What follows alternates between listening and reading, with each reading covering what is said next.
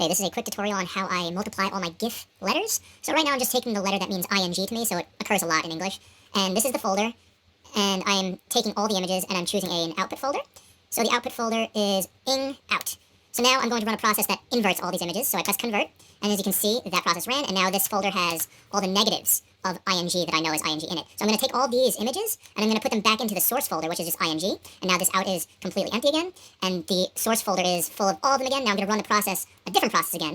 So this is me running it from the start. It's called batch processing, so I batch, convert, and rename.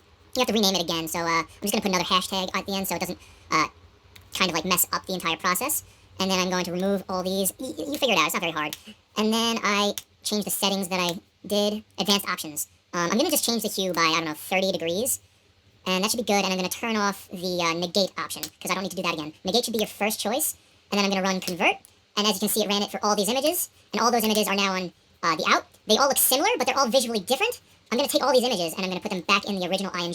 And this one's empty again. So now this will be duplicates of the same images multiple times. Some of them look more similar than I like, but it's not really that important, so I can run this process again. Sorry, the screen just turned off.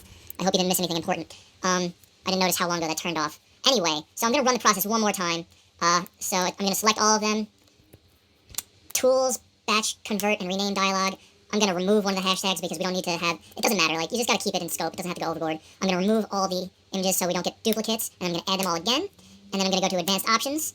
And you see hue is still set to 30. If I do it again, the originals would create duplicates of the one that I put in. So I'm going to change it to a different number. So I don't, I'm going to just go, I don't know, 90, whatever. It doesn't really matter when you do it this much to me personally, because I don't know how the neuroscience in-depth works, because, I don't know, colors are complicated when it comes to the brain. So now you can see that I just made a lot more images from the source images. That's 1, 2, 3, 4, 5, 6, 7 by 1, 2, 3, 4, 5. So 7 by 5 plus 1. 36 new images just with that one process. I'm going to do it one more time. So I'm going to put all these back into the original source folder. And these are all in here again. And I'm going to run the batch, convert, rename. I'm going to add a hashtag.